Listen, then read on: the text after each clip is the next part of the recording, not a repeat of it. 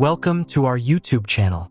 Today, we're diving into the insightful book, Finish What You Start by Peter Hollins. If you've ever struggled with procrastination, distractions, or finding the motivation to complete your goals, then this book is for you. It's time to take control of your life and achieve the success you deserve.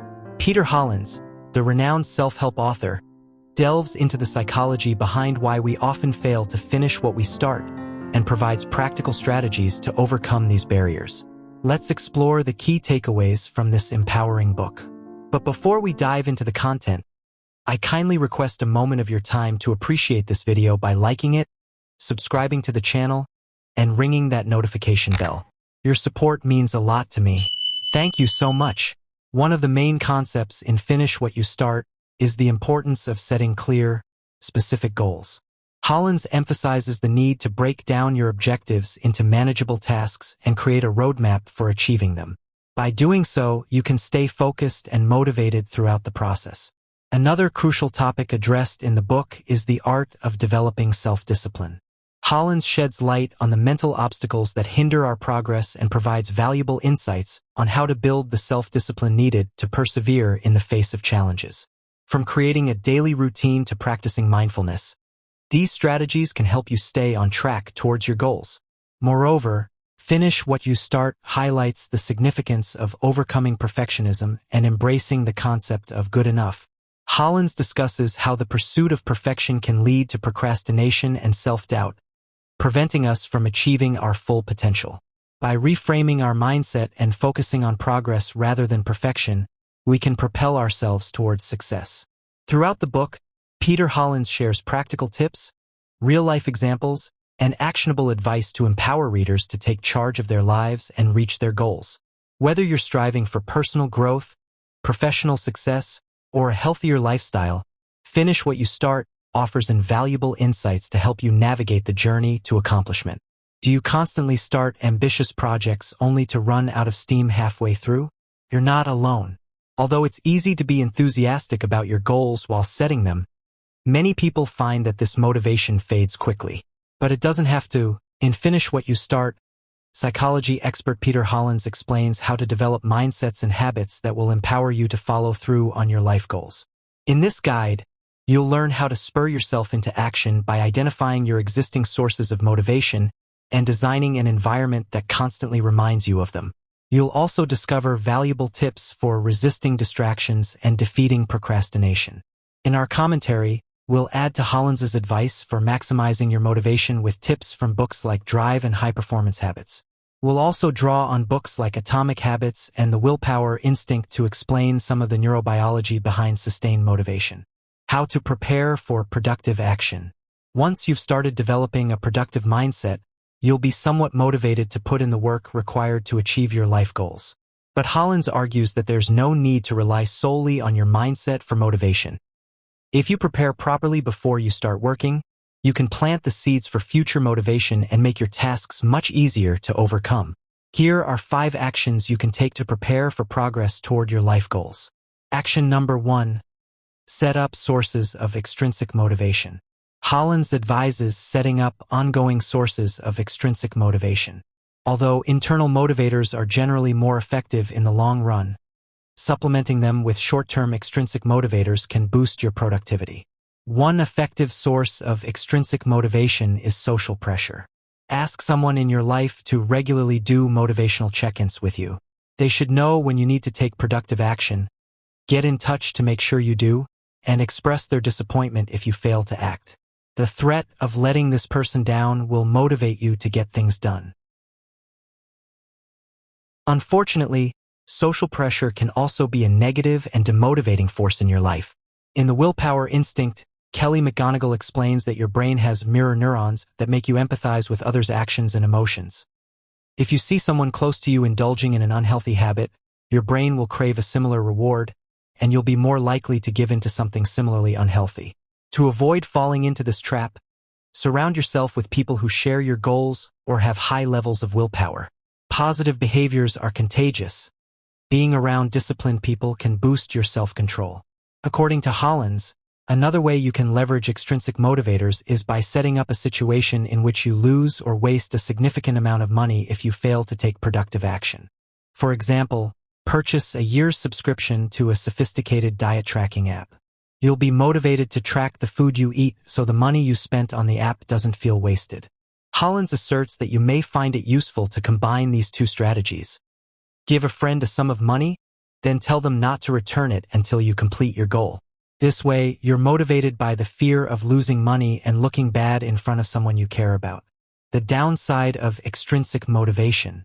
While Hollins argues that extrinsic rewards can be useful as a supplement to intrinsic ones, you may not want to rely too much on these strategies.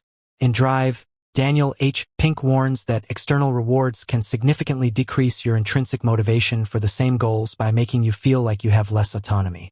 Imagine doing an activity like painting or writing just because you love it. Now think about how that might change if you felt like you had to paint or write at the risk of losing a lot of money. This compulsion might make the same activity feel more like a job than a pleasure. Action number 2. Create a reminder of what's motivating you.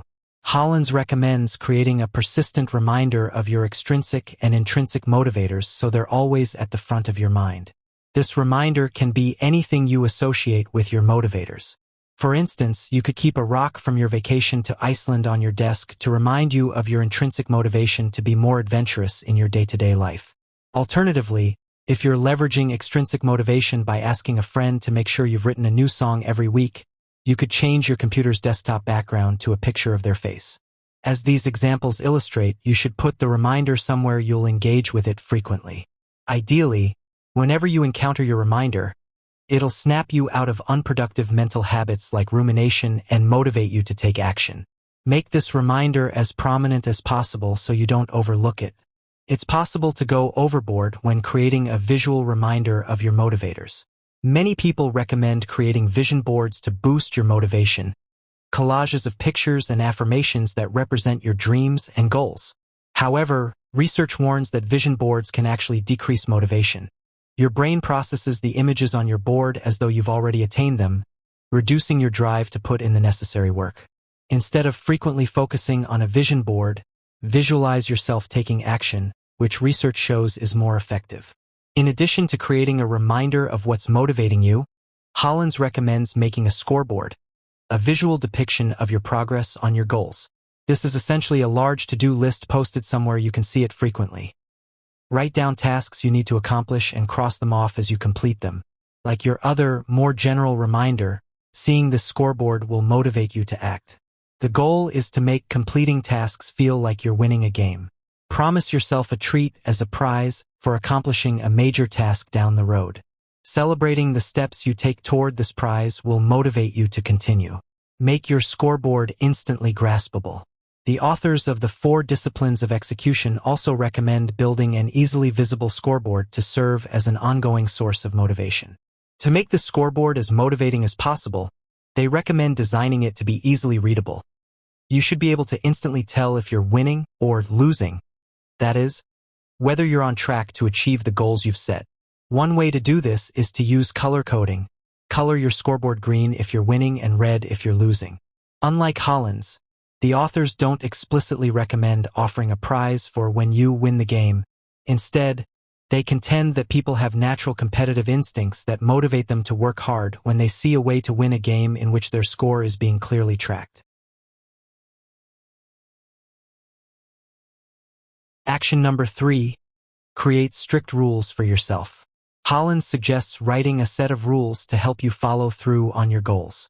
Once you get in the habit of following certain rules, they allow you to make decisions automatically instead of relying solely on willpower to drive healthy behavior. He explains that these useful rules come in 2 types.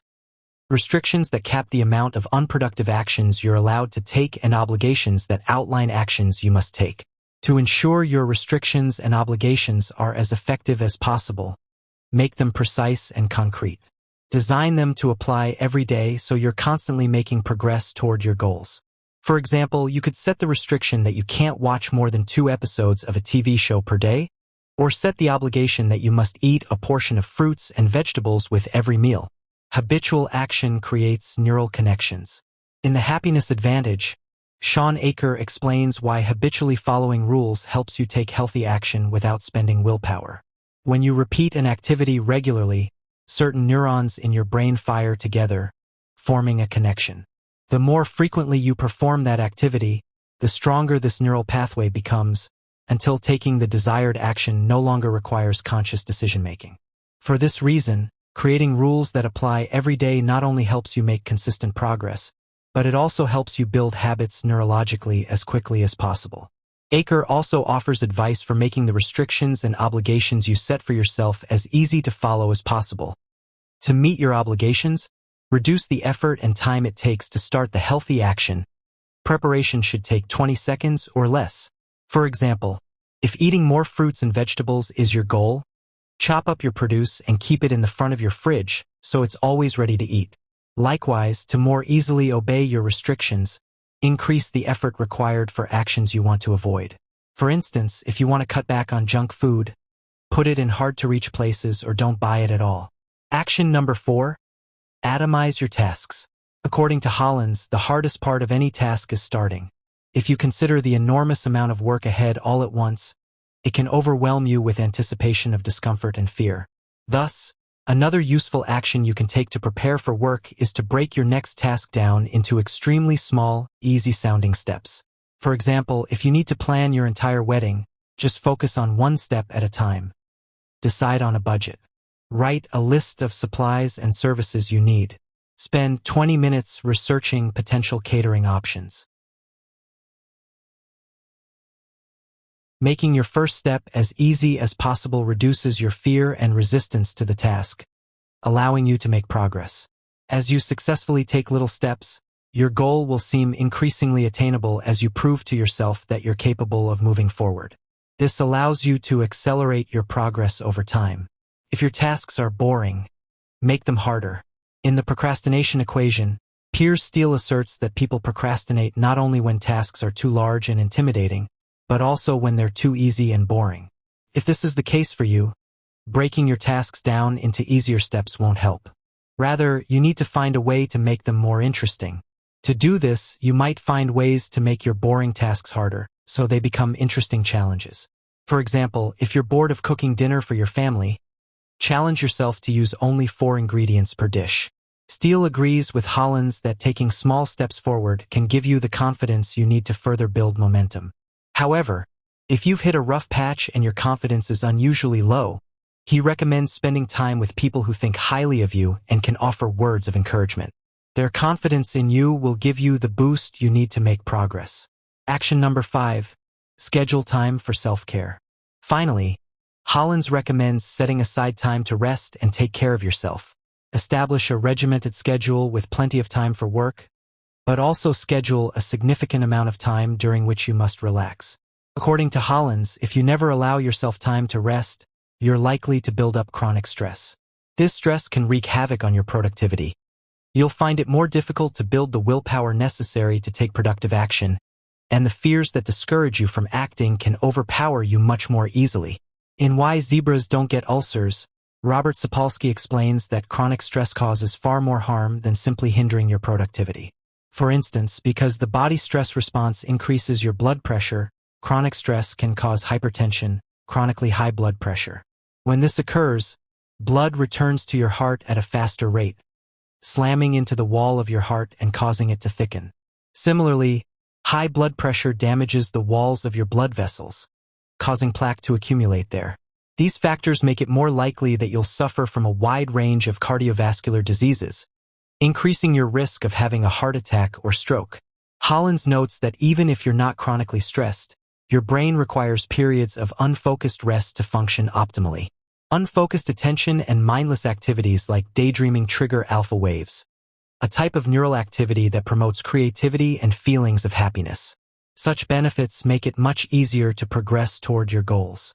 Therefore, try not to use social media during your time away from work. This focused stimulation doesn't allow your brain to shift into a healthy, scattered state. Research supports Hollins's assertion that alpha waves can boost your creativity and increase happiness, specifically by reducing symptoms of anxiety and depression. There are 5 types of brain waves, and alpha waves are the frequencies in the middle. They're not as slow as the ones that occur when you sleep, delta and theta waves, and they're not as fast as the ones that occur when you're fully alert, beta and gamma waves. Meditation, deep breathing, yoga, and aerobic exercise can all increase your alpha waves. Rest your mind every 90 minutes. In Hyperfocus, Chris Bailey contends that in the same way we sleep in 90-minute cycles, our mental energy follows 90-minute cycles. We feel energized for 90 minutes, then tired for about 20. With this in mind, Bailey recommends paying attention to your energy levels throughout the day and engaging in unfocused rest when you feel mentally fatigued, typically every 90 minutes. Bailey also warns against scrolling through social media during this rest time. Although he doesn't clearly define what activities are unfocused enough to be restful, other experts recommend either relaxing activities, like daydreaming and stretching, or social activities, like chatting with coworkers. How to properly work toward your goals. Now that we've discussed how to develop a motivated mindset and prepare for your best work, let's examine some of Hollins's tips for being as productive as possible while working. Tip number 1. Work on one task at a time. Although multitasking can make it feel like you're being unusually productive, Hollins asserts that it's ineffective. Whenever you switch between tasks, you continue having thoughts about the previous task for some time. These thoughts distract you from the task at hand, resulting in decreased productivity and performance. Instead, you'll get much more done if you focus solely on one task for an extended stretch of time. With this in mind, Hollins recommends grouping tasks that require the same kind of thinking and completing them in a single session. This way, you're essentially combining them into one task, allowing you to avoid the splintered attention that comes from repeatedly switching between tasks. For example, block out 2 hours every month to handle all your financial management tasks at once. Pay your credit card and electricity bills, create a budget for next month, and review your investment portfolio. Train yourself to resist constant stimulation. In deep work, Cal Newport also contends that you'll be more productive if you focus on a single task without distractions.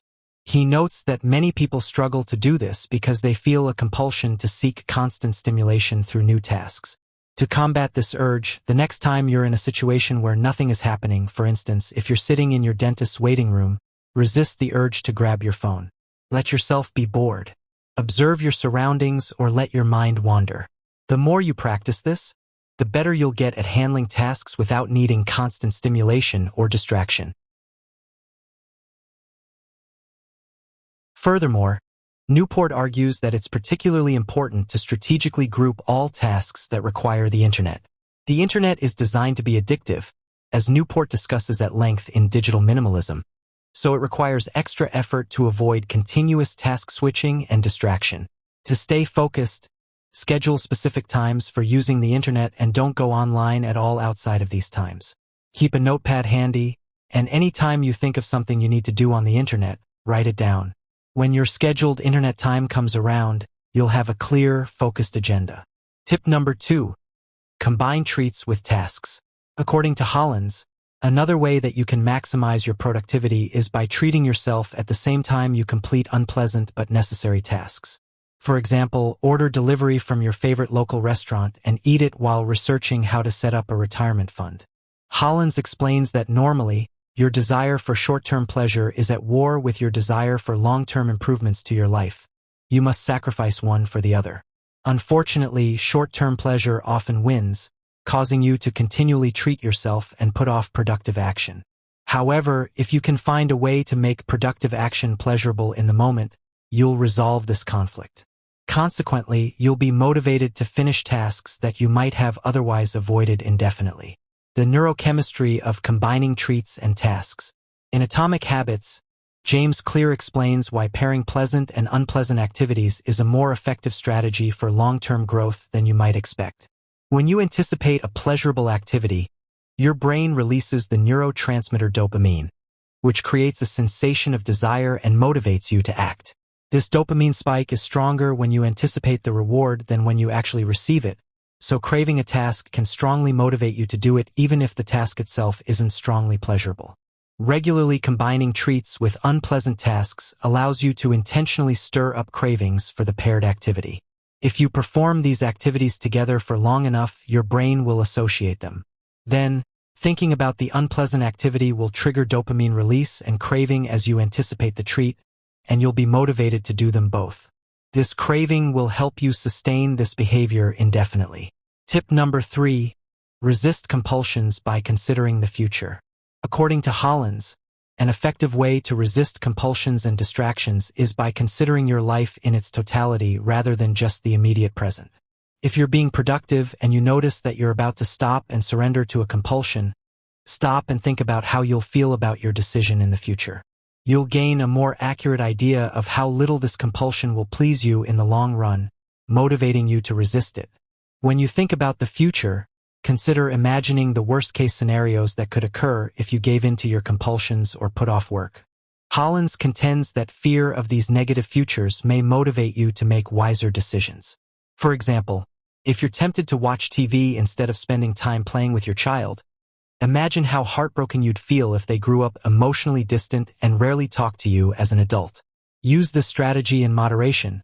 Obsessing over worst-case scenarios too often can cause excessive stress and anxiety, which, as we've discussed, can ruin your productivity. Hollins argues that examining the big picture of your life can also help you stay committed to your life goals when you're more seriously considering giving up. Strengthen your determination by asking yourself 3 questions. Ultimately, what do you want most? What do you need to do to get it? What actions should you avoid to get what you want? Your answers will clarify what you truly want to do in life. In High Performance Habits, Brendan Burchard also recommends clarifying the big picture of your life to help sustain your progress and growth. He elaborates that you should identify what you want and the actions you need to take in 4 major areas of your life.